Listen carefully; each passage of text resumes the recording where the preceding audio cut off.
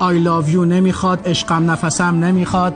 تازه اگه زیاد عشقم نفسم کنی شک میکنه، میگه کاری داری، گوشام داره دراز میشه، پول میخوای.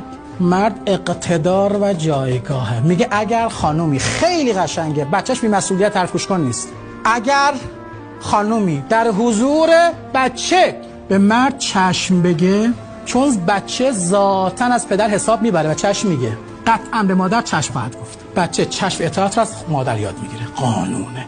و خدا به مادرها توصیه میکنه جلو بچه‌تون به آقاتون زیاد چشم بگید. بعداً تو خلوت درستش کن، اون حرفت غلط بود، اینجا اشتباه کردی، ولی سرزنش و تحقیر و اینا رو جلوی بچه نباید انجام بدی. آقا چشم، چون شما گفتی چشم، بهش میگن ولایت پذیری. این عالیه تو زندگی، این کم رنگ الان تو زندگی. اگر خانمی میگه بچه‌م حرف گوش کن نیست، میتونم قسم بخورم خودت مشکل داری، چون بچه چشم از یکی باید یاد بگیره دیگه. این دوتا مثلث کل زندگیه. مرد دیوانه اقتدار و زن دیوانه محبت است. اینا رو سر جاش قرار بدید، ببین چه زندگی میشه، دو موتوره کار میکنه.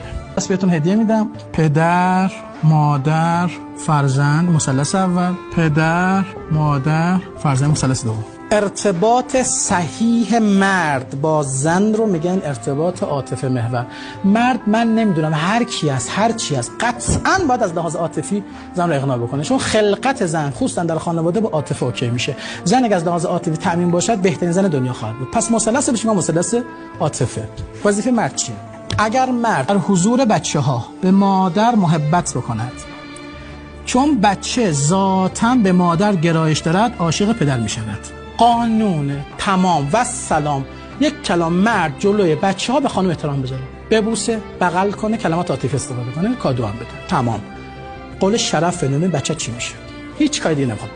عشقم، نفس، همسرم، بانو، بگو آقای دکتر ما مردیم. سیبیلو میخواد سیبیلاتو بزن بعد دوگیر سیبیلته. پیغمبر اکرم میفرماید به خانمت بگو انی احبک، I love you. از ذهن زن خارج نمیشود. بگو، نمیتونه بگه. بگو فاطمه جان جلو بچه‌ها، نفس من بیا بشین خسته شدی. کجا این حرفو میزنن؟ مرد میشستن زنش تو خونه نمیتونه صدا کنه. کل داستان زن محبت عاطفه است، اقناع کن تا زندگیت اوکی بشه. کل داستان مرد اقتدار و جایگاه است. مرد I love you نمیخواد.